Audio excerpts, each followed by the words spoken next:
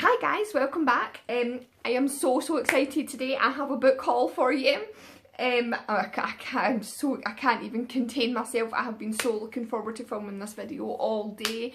I went out today actually to try and find a coffee table, and I ended up in a charity shop that were doing books for 75 pence, and I got a wee bit carried away. There's 20 of them that I need to show you. But the good news is that the guy in there did give me all 20 books for £10. So thank you for that. Not that you'll be watching, but you know, thanks anyway. So I was super happy with that. He was such a lovely guy. I'll definitely be going back there for probably more books. Okay, so like I said, there's 20, so I'm going to try not to babble too much, and I'm just going to dive in and show you. Try not, yeah, go and dive in. Okay, so I got 3 books by James Patterson. Okay, if you are a book, I'm sorry, I've got hay fever and my nose is just itching like crazy. Anyway, if you are a James Patterson, if you are a reader, then you will probably have heard of James Patterson at some point. You've probably even read a couple of his books. I am a James Patterson fan. I do love a bit of James Patterson. So, got 3 of his books. First one, seriously, this nose. So this one's called Cradle and All. And basically there are 2 girls, kind of opposite ends of the world, and they are both pregnant, both teenagers. And it says, a private detective named Anne Fitzgerald suddenly has the case of a lifetime.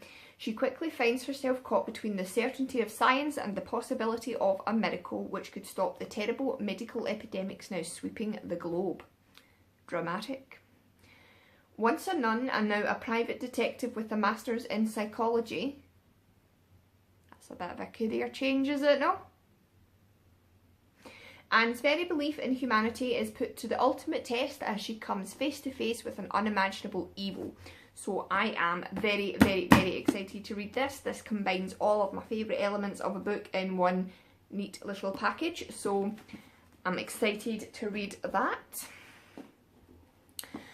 Okay, now these 2 here are from the Alex Cross series. I don't really like calling it a series because they are all separate books, you know, it's not all one big story.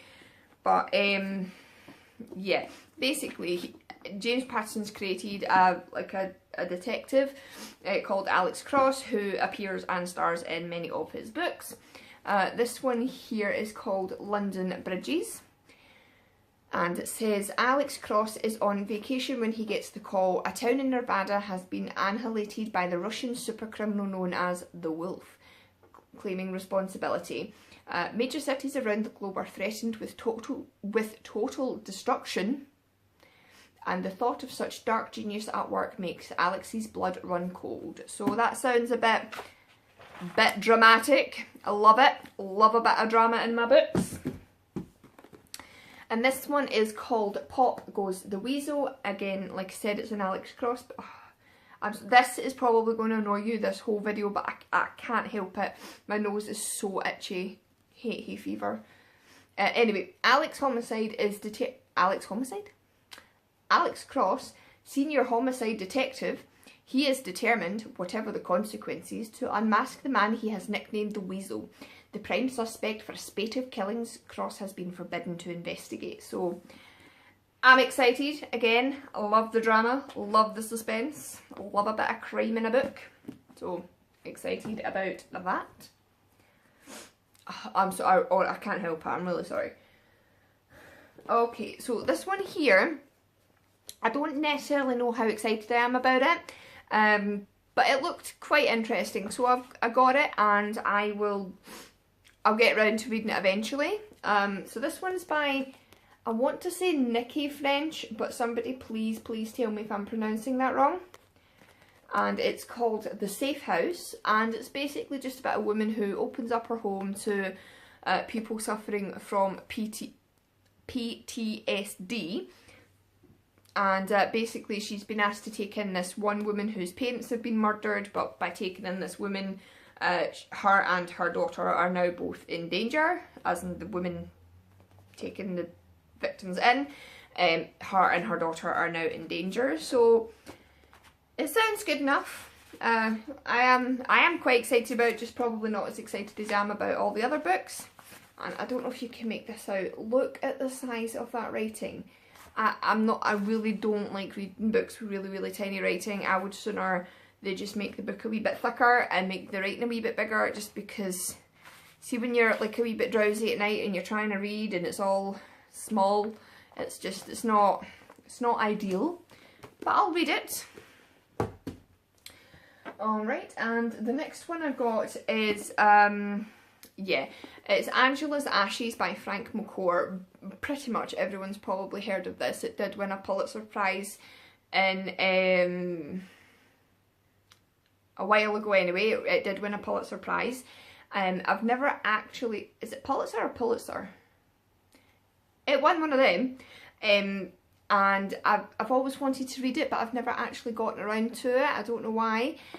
So, oh, it's right there. 1997 Pulitzer Prize. There we go, see? Anyway, yeah, I've always wanted to read it. I've never actually gotten around to it. So when I saw it sitting there and it was only 75 pence, like, you just, like, I couldn't say no, and so I'll finally get around to reading it.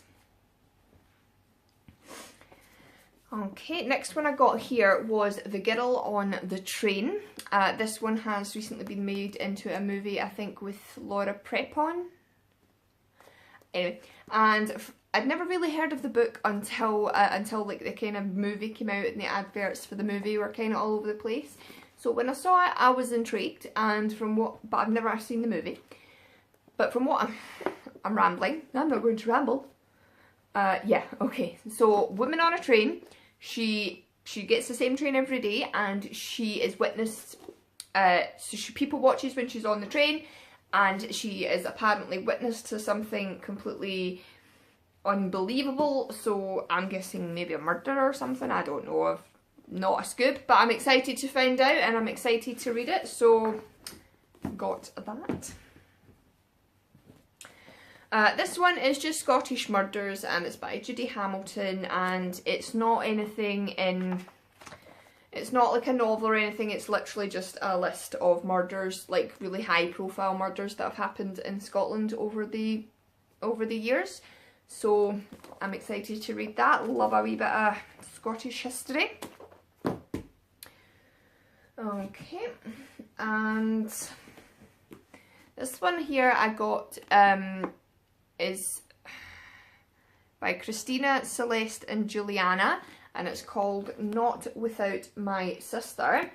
And basically it's about these poor children. They grew up in a cult, and they were unfortunately victims of like physical, emotional, sexual abuse, and it's just about their escape.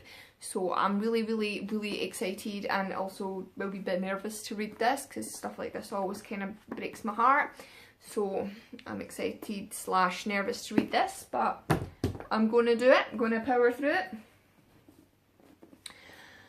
Okay, this one here got is by... Seriously. My nose. Oh.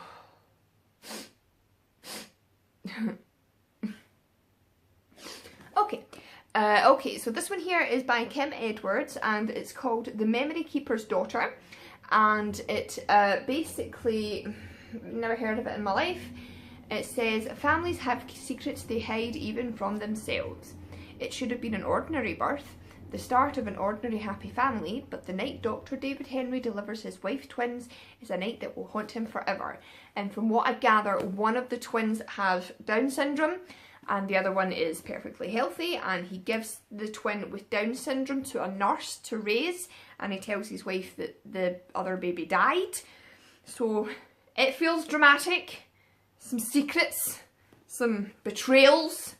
So I'm excited to read it, but again, it's a tiny print book. Seriously, large print, people, but I'm excited to read it. Looks awesome. Okay. This one here is called Lisa, it's not called Lisa Gardner, it's by Lisa Gardner, and it's called The Next Accident. And basically it says FBI Special Agent Pierce Quincy is haunted by his elder daughter's death. Mandy was deeply insecure and had a problem with alcohol. The case was closed as a drink driving accident, but Pierce is not convinced. He knew about his daughter's problems, and so, he is sure, did the man who killed her. Rainey Connor is an ex-cop with a past overshadowed by violence. She was once involved in a harrowing case, and it was Pierce who came to her rescue. Now she can help him. A killer is targeting Quincy's surviving daughter, and Rainey believes that the only way to stop him is to put herself directly in line to become ... the next accident. So yeah, I'm excited to read it. Feels dramatic, feels like it's going to be full of some suspense. I like it. Okay, next one here is by Kathy, still don't know how to pronounce her name, Kathy Reichs, this chick, and it's called Bare Bones. And from what I can gather on the back, sadly the bones of a newborn baby are found in a fire, and the mother is also young, like very, very young, and she's disappeared. And yeah, basically it says next assess something, a plane flies into a rock face. The pilot and passenger are burned beyond recognition, their bodies covered in a strange black substance. What could it be? It seems they may have criminal purposes for the flight. And then the cache of bones, some animal, some human, is found in a remote corner of the county. All evidence points to an isolated farm, but what happened there and who will be the next victim? So dramatic, I love it. The answers lie hidden deep within the bones, if only Temp can decipher them on time. I think Temp's the main character in the story. Excited to read it. Oh, I'm not doing a good job of selling these books to you, am I? But either way, I'm excited to read them. I'm so excited today. Okay, so this one here is called The Vanishing Year by Kate Moretti, and it's about a woman called Zoe, and she's newly married, her husband's a rich man, she's, you know, got all the finer things in life, but she's not really called Zoe. She has a hidden past that her husband doesn't know about. Her husband doesn't even know her real name, and said past is coming back to haunt her, so she goes into hiding, but yeah, basically she goes into hiding, so excited to read that. How do you not know your wife's name? Like, how do you legally sign a marriage certificate? I don't understand. I need answers.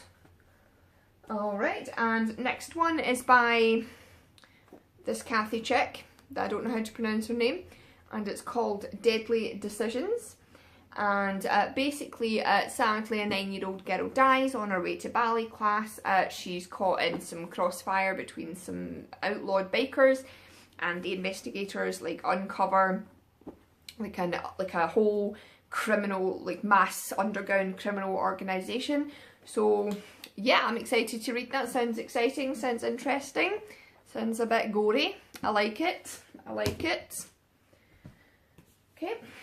And the next one here is called Panic. I have heard of this before, but I've never really picked it up. But while I was in there in the 75p books, I thought might as well. Basically, it's about a guy who goes home to visit his mum, and sadly, when he gets there, her body has been like brutally murdered, and there's a hitman just like lying in wait for him. So in order to save his life, he has to kind of uncover some secrets of his past that he didn't know about. Yeah, so he needs to do that. So that sounds exciting, sounds interesting, sounds suspenseful. So excited to read that. Okay, next one I got is by my favourite author ever of all time. I will devour this in about couple of hours maybe. When I start a Kathy Glass book, I can't put it down.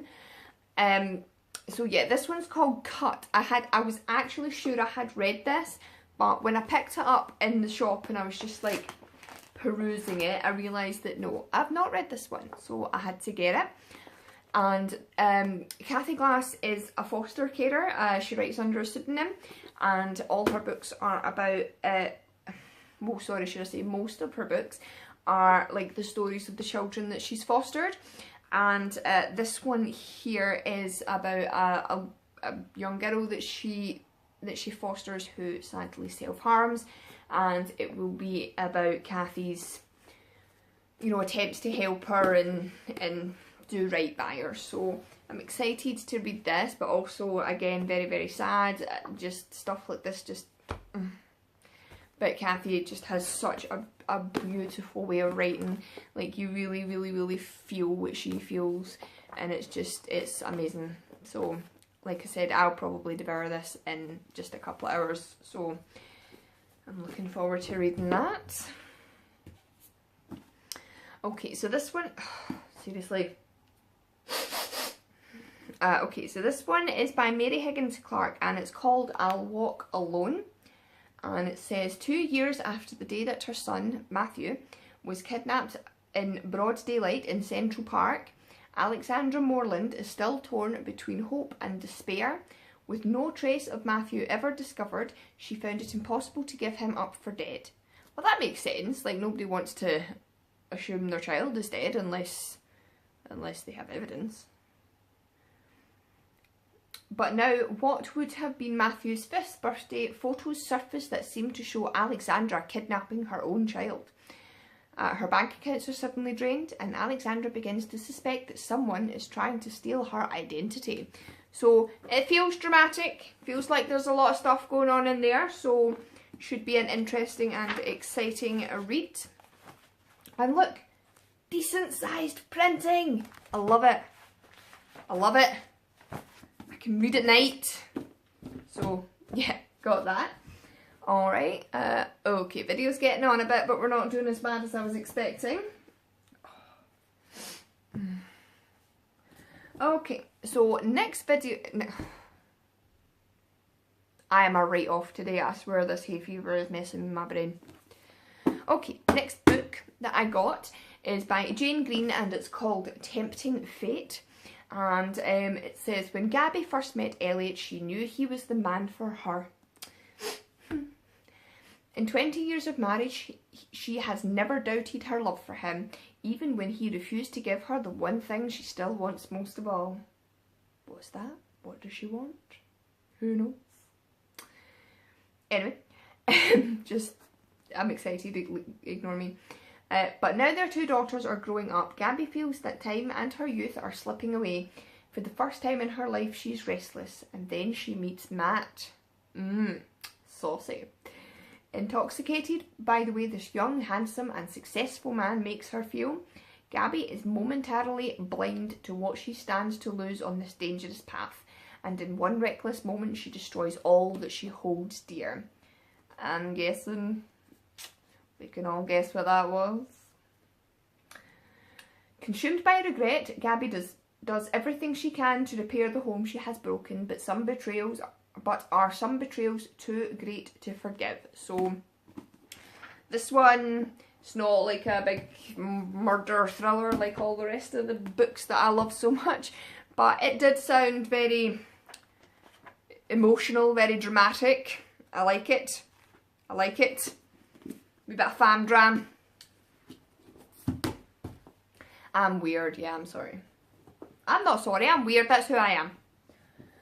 Alright, so next one is by V.L. McDermott, and it says, it's called Booked for Murder, and it says, why would anyone want to kill Penny? No, I'm not even going to pretend I know how to pronounce that. Best-selling author of the Teen Dream series. Her demise can't be the freak accident it first appeared. It is an exact replica of the murder method in her forthcoming book. Only 3 people knew the plot of Penny's unpublished novel: her literary agent, her editor, and her ex-girlfriend Meredith. In an effort to clear Meredith, Lindsay Gordon delves beneath the glittering facade of the seemingly glamorous world of London publishing in search of a murderer. While hobnobbing? She was hobnobbing With industry notables, Lindsay encounters an unsavoury mix of soured relationships, desperate power plays, underhanded fraud and seething rivalries. Who amongst this sordid group wanted Penny something dead? So yeah, sounds exciting, sounds dramatic, sounds good. I'm excited to read it. 2 more, we're nearly there, and then you can stop listening to me. Alright, so the next one is called Sharp Objects, and it's by Gillian Flynn. Alright, and it says, sent to investigate the disappearance of 2 little girls, Camille finds herself reluctantly installed in the family mansion.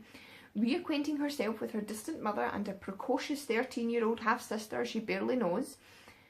Haunted by a family tragedy doubled by the disquieting grip her young sister has on the town, Camille struggles with a familiar need to be accepted, but as clues turn into dead ends, Camille finds herself identifying with the young victims and realises she will have to unravel the puzzle of her own past if she's going to survive this homecoming. So yeah, again, bit of fam dram.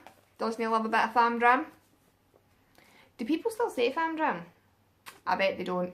I bet that's just me. But either way, I'm excited. I'm going to read this. It's going to be awesome. I'm going to just hole myself up in my house. That's sorted. Alright, and final book is called, it's The Balfour Legacy, and I believe this is part of a series. And this one is called Olivia's Awakening, and it's by Margaret Way. And it says, yeah, it's because there's an advert for the next in the series on the back. Anyway, after her uncharacteristic behaviour made headline news, buttoned-up Olivia Balfour has been sent away from home. The English Rose will work for Clint McAlpine, a cattle baron who's as fierce and untamed as his outback station. But she's shocked when Clint informs her that she's entirely at his beck and call. It's almost impossible to shake Olivia's composure, but the heat of the Australian sun and her new boss's kisses are fast melting the Ice Queen, and it's time for the dutiful Balfour girl to wake up and discover who she really is. Sounds naughty. Sounds a bit saucy. I'm excited. So yeah, I'm looking forward to reading that. Yeah, I got a bit weird. I'm sorry, I get very, very giddy around new books. I'm so happy. I'm so excited. Still toying with the idea of doing book reviews, but it is something I'm very, very, very nervous about. I'm really, seriously, it's a very, very nerve-wracking thing for me. So I'm still toying with it, but I promise if I do one, I'll talk like a normal human being. But until then, I hope you enjoyed this video. Thank you so much for watching, and I'll see you next time. Bye bye!